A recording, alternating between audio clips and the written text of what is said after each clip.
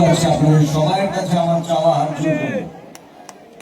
আজকে এত বড় বিশাল যে আয়োজন করেছেন এবি কাপ 2025 আর রাজা